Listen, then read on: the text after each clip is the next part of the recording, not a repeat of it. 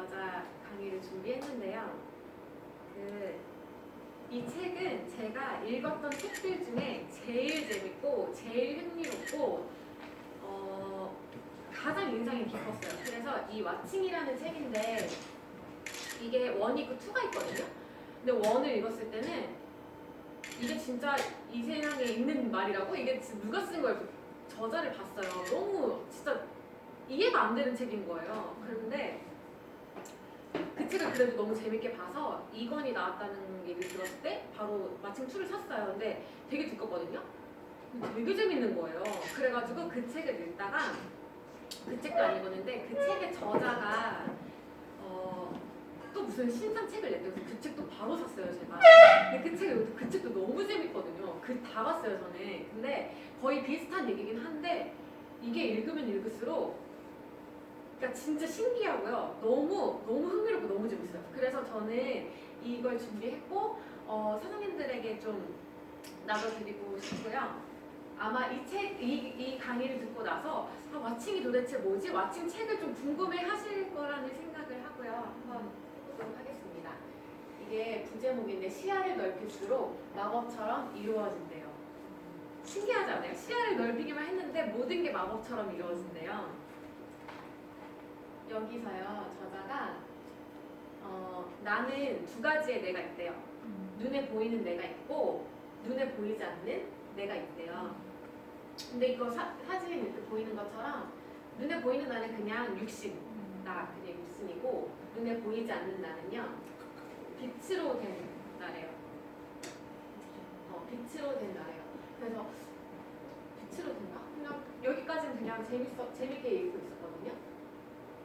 내 눈에 보이지 않는 나가 뭐냐면 시야를요 넓히면 내가 시야를 넓힐수록 무한해진대요.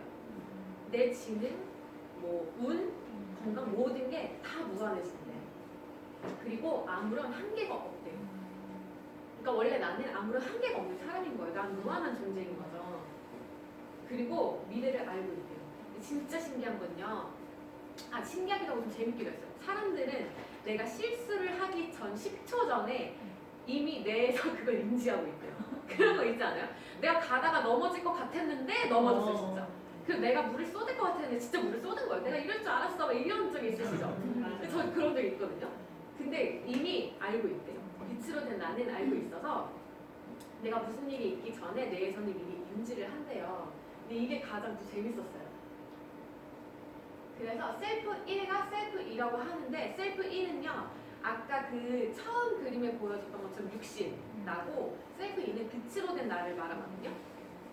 이거 사진 보면은 여기에 막 빛 보이시죠? 이렇게 빛으로 된 이게 사람마다 다 있대요. 그리고 저 진짜 신기하죠? 저는 지금은요 진짜 사람의 기운들이 다 있는 것 같아요. 이 책을 읽고 진짜 그게 아직 막 이렇게 다 알지 못하겠지만 그래도 좀 느껴지거든요.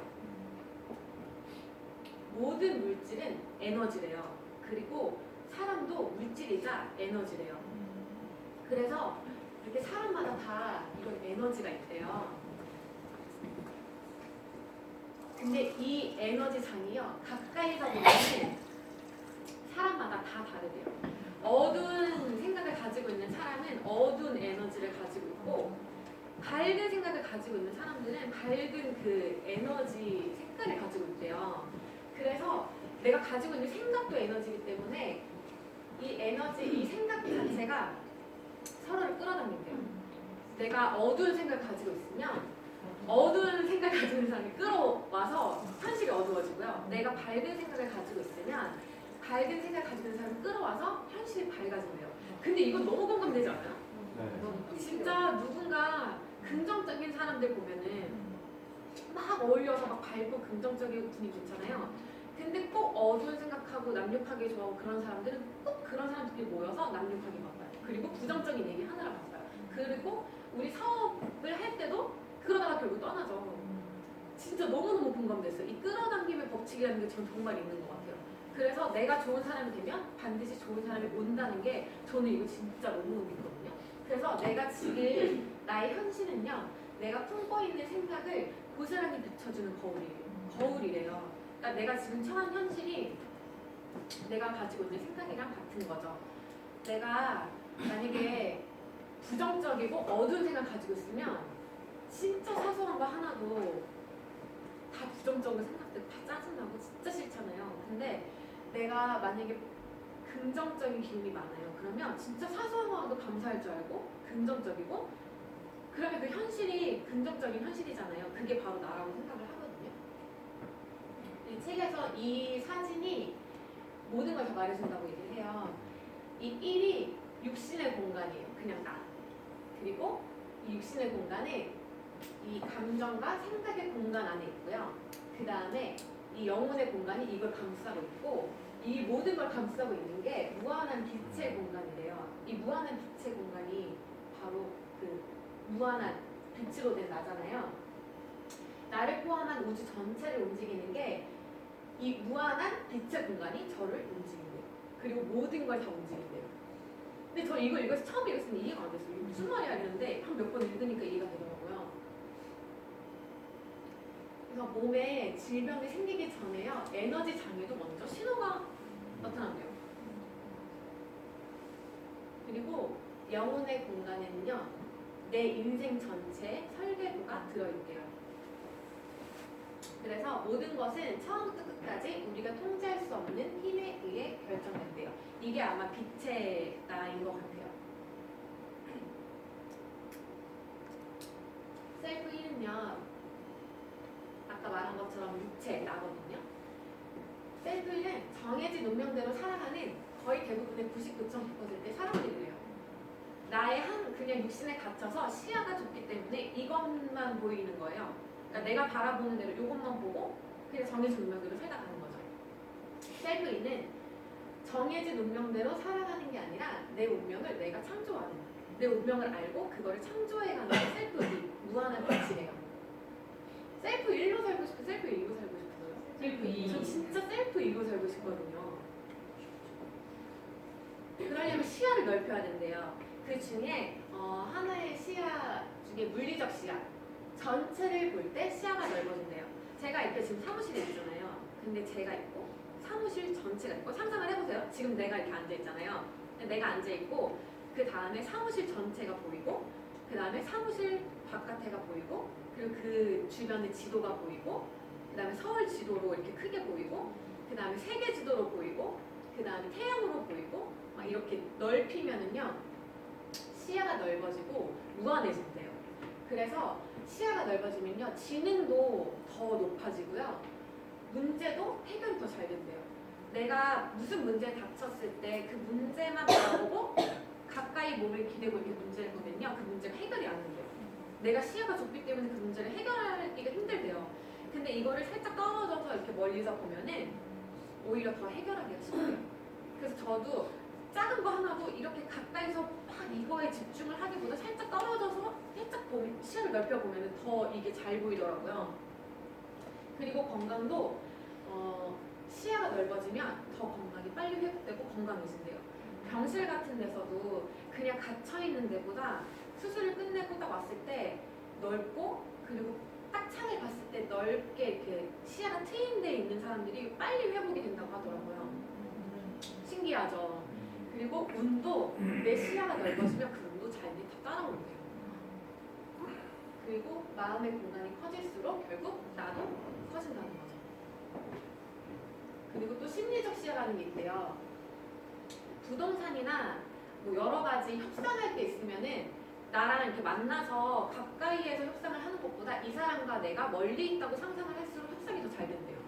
이거는 여러 가지 실험을 통해서 이미 입증이 다 됐더라고요. 이거 되게 신기했어요. 그리고 외국 문화를 받아들일수록 창의성도 높아진대요. 근데 이거는 외국을 굳이 나가서 막 이렇게 살아야 되는 게 아니고 내가 지금 외국에 있어도 시야가 닫혀 있으면은 소용이 없대요. 근데 내가 한국에 있어도 책이나 동영상 이런 걸 통해서 외국 문화를 많이 받아들이고 습득한 사람들은 창의성이 더 높아지고 시야가 넓어진대요. 그리고 시간적 시야가 있어요. 가장 성공한 사람들은 시간적으로 수십 년 뒤의 일을 내다보고 현재 일을 결정한대요. 이걸 읽었을 때 저희 예전에 그 7가지 습관 있잖아요. 그때 내가 지금 당장 중요한 일을 할 건지 내가 당장 지금 급한 일을 할 건지 근데 그거를 현재 일을 결정할 때는 나의 수십년 뒤를 내다보고 결정을 한다는 거죠. 그게 가장 성공한 사람들의 그 특징이래요. 그래서 우리 사업에도 예를 들어 뭐 이게 시스템이 있어요. 그래서 나는 고객이랑 미팅이 잡히는 거예요. 이거는 중요하죠. 급하잖아요. 그럼 내가 이걸 가는 사람이 있고 나의 먼 미래를 보고 나는 시스템 사업을 할 거니까 시스템을 구축하는 어쨌든 사업이잖아요. 그걸 할 거니까 시스템에 집중하는 사람 시스템에 오죠. 고객이 아무리 중요해도 이게 많이 떠올랐어요. 가장 성공하신 그리고 리더 사장님들 딱 보면은 시스템에 오히려 딱 집중했으시잖아요. 그래서 이게 많이 생각이 났고 우리 그때 붐미팅 했던 것도 생각이 났어요. 그래서 현재 모든 결정을 내 꿈에 맞추는 거예요. 지금 현실이 아닌 내 꿈에 맞춰서 지금의 모든 결정을 하래요. 시야를 넓혔으면요. 두 번째로 나의 공간을 넓히래요. 내가 아이들은요 부모의 눈빛을 읽는데요. 그래서 내가 내 아이를 받아들일 준비가 안 됐으면 아이도 나를 받아들이지 않는 거예요. 그리고 내가 내 기준으로 아이를 심판하면 아이도 자신의 기준으로 나를 심판한대요. 그래서 아이를 만약에 변화를 시키고 싶다 하면은 내가 아이의 입장에 대해서 내 시야를 아이한테까지 넓히는 거예요. 그러면 그때 아이가 나를 받아들이고 나도 아이를 받아들이고. 그리고 이거를 또 반대로 또 다른 걸로 생각을 해보면 상대랑 갈등이 생겼을 때 무조건 상대의 시각으로 바라보여요. 이게 내가 손해보는 게 절대 아니고 내가 내 시야가 상대방한테까지 넓혀 있잖아요. 그러면 이 상대방이 저절로 내 의도, 내가 원하는 대로 따라온대요. 그래서 갈등이 생기면 무조건 상대의 시각에서 내 시야를 넓혀서 그리고 누군가 한 명씩 꼭 닮고 싶은 사람이 있지 않으세요? 연예인이던 뭐 우리 리더 사장님들 중에던 닮고 싶은 사람이 한 명씩 있으시죠? 전 있거든요. 누군가를 닮고 싶다면 나의 공간에 그 사람을 온전히 받아들이면 된대요. 그러면 그 분위기, 느낌 이런 게 닮아져 간다고 하잖아요. 그래서 친구들도요. 친구의 친구까지 닮아져 간대요. 진짜 웃긴 거는요. 이런 말 통통한 사람들 통통한 애들끼리 어울리는 거 있고 예쁜 애들도 예쁜 애들끼리 어울려요. 이게 아마 그 닮아가고 싶은 그런 거 아닐까요? 하고 다니는 그런 뭐 패션이나 이런 것도 비슷한 친구들끼리 되게 비슷한 경우가 많거든요. 근데 닮아간다고 하더라고요. 그래서 내가 살이 찌면 친구도 살이 찔 확률이 높대요. 신기하죠? 그리고 내가 행복한 친구 한 명이 더 생길 때마다 내가 행복해질 확률이 9%씩 늘어난대요. 그러니까 사람은 이렇게 그 분량을 형성해서 사는 것 같아요. 이렇게 시야를 무한히 넓히면 모든 방향에서 전체를 보게 된대요. 그래서 진실을 보게 되는데 진실은 텅 빈 공이래요. 또 이걸 읽었을 때 왜 텅 빈 공이 이해가 안 되거든요. 저도 결국에 텅 빈 공이고요. 여기 앉아있는 사람들도 결국 텅 빈 공이래요. 근데 이 텅 빈 공이요. 아무것도 없잖아요.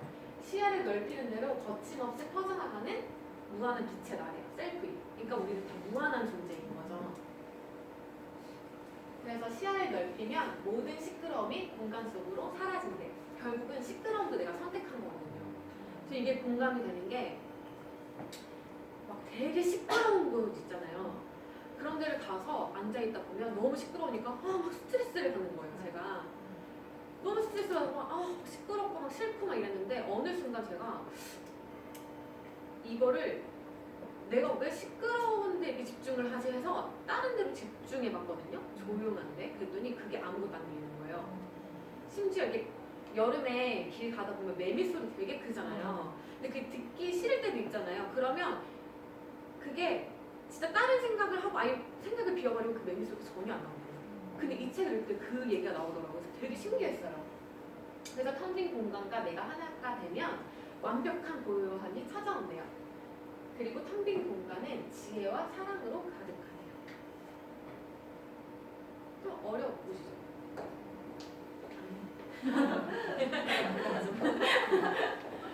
그러면 왜 영혼이 왜 육신 속에 갇혀 있을까요?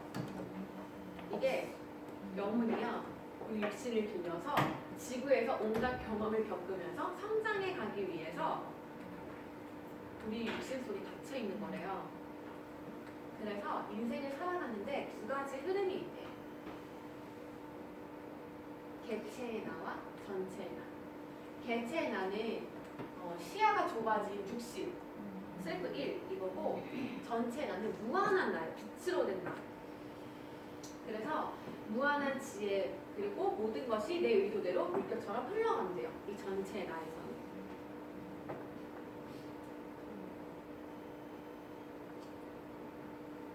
텅 빈 그 공간은요, 또 빛 알갱이들로 가득하대요. 그래서 그 빛 알갱이들은요, 시간을 초월해서 현실을 내 맘대로 바꿔놓을 수 있는 그런 능력을 갖고 있대요. 너무 신기하죠, 이거는. 전 이게 너무 신기하거든요. 단 진심일 때 이 모든 시간을 초월해서 현실을 맘대로 바꿔놓는데요. 이 날개기들. 셀프 1이 갇히면, 육신이 갇히면요, 무한한 내가 퍼져나간대요. 이 얘기는 어떤 아이가 태어났는데 팔이 없는 거예요. 근데 이쪽 팔도 없는 거예요. 다리도 없는 거예요. 아빠가 그 아이를 보자마자 화장실에 가서 토를 냈대요. 너무 자기 아이지만 없으니까. 근데 발이 있었는데 그 발도 2개밖에 없었대요. 네, 근데 그 사람이 막 다른 사람들은 다 못 살 거라고, 이 사람 못 살 거라고 했는데 지금은 세계적인 네, 맞아요. 네. 그 동기부여 강사, VCC 얘기하는 거거든요. 육신의 장애보다 더 큰 장애가 마음의 장애래요. 너무 와닿죠. 손발로 할 수 없는 것보다 다친 마음이 할 수 없는 게 훨씬 더 많대요. 진짜 이건 맞는 것 같아요. 내가 손발이 있어도 마음이 닫혀 있으면 할 수 없, 내 한계를 내가 정하잖아요. 모든 시련이 그래서 삶의 목적과 계획에 눈뜨게 하기 위해서 온대요. 모든 시련은 내가 짊어질 짐만 온다고 하잖아요. 그 육신이, 그러니까 내 영혼 육신을 빌려서 여기서 이제 배운다고 했잖아요. 이게 아마 모든 사람은 삶의 목적이 있고 계획이 있는데 이거에 눈뜨게 하기 위해서 모든 시련이 온대요. 그리고 장애물을 뛰어넘기 위해서는 이 시야를 넓혀야 한다는 거죠. 시야를 넓혀서 바라보면 인생의 가장 귀중한 기회가 최악의 시련을 가장해서 나를 찾아왔음을 깨닫게 된대요. 이것도 너무너무 공감됐어요. 진짜 무슨 문제가 닥쳤을 때 이거를 문제로 바라보면 진짜 문제로 끝나잖아요. 근데 이 문제를 나에게 기회로 내가 생각을 해서 받아들이면 그게 문제가 아니라 기회로 찾아올 수 있다고 생각을 하거든요. 모든 문제 속에는 기회가 있다고 하잖아요. 이 책에서도 그걸 얘기하는 거예요. 그러니까 텅 빈 공간에 요술을 마법을 부린대요. 그러려면 내 생각을 완전히 놓아주면요, 저절로 이루어진대요. 내 생각을 완전히 다 놓고 이미 풀렸다고 상상하면 또 이루어진대요. 이거는 내 문제가 있을 때 문제가 완전히 풀렸다고 미래 시점에서 바라보면 전체가 훤히 보인다는 거, 시야가 넓어진다는 거죠. 이미 풀렸다고 생각이 들기 때문에 안 풀렸을 때 의심을 하지 않는데요. 그래서 풀리고 상상하고, 그러니까 이미지는 열정보다 강하다, 이게 되게 많이 생각났어요. 왓칭 하고 싶지 않으세요? 저 진짜 제가 한번 왓칭 해보고 싶거든요. 진짜 막 빛이 보이고 막 이게 너무너무 궁금해요. 근데 왓칭을 들여다보려면 텅 빈 공간이 생긴대요. 들여다보면 그 텅 빈 공간이 생기는데 대신 아무 생각이, 다른 생각이 안 붙었을 때 텅 빈 공간이 생긴대요. 이게 갈망과 욕심이 있어요. 근데 갈망은 진짜 순수한 바람이고 욕심은 집착이래요.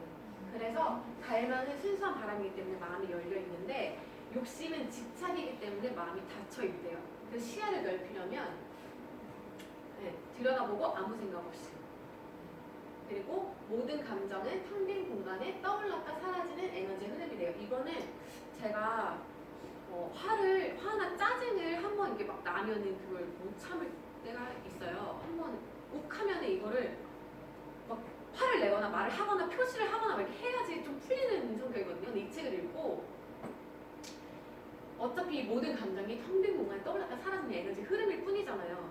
근데 막 화가 나는데 이게 지금 내가 화를 낸다고 해서 이게 내가 뭐 죽는 것도 아니고 이 사람이 나한테 피해를 엄청 준 것도 아니고 그냥 내가 위기를 느껴서 화가 잠깐 났을 뿐인데 이거를 내가 또 표출하면 오히려 나한테 더 손해인 거예요. 아직은 이게 좀 어렵긴 한데 요즘에 그렇게 생각을 많이 하고 화를 그냥 참으려고 많이 노력해요. 그리고 생각을 바꾸니까 화가 덜 나더라고요. 이렇게 생각 바꾸니까. 세상을 움직이는 모든 건 내 마음속에 들어있대요.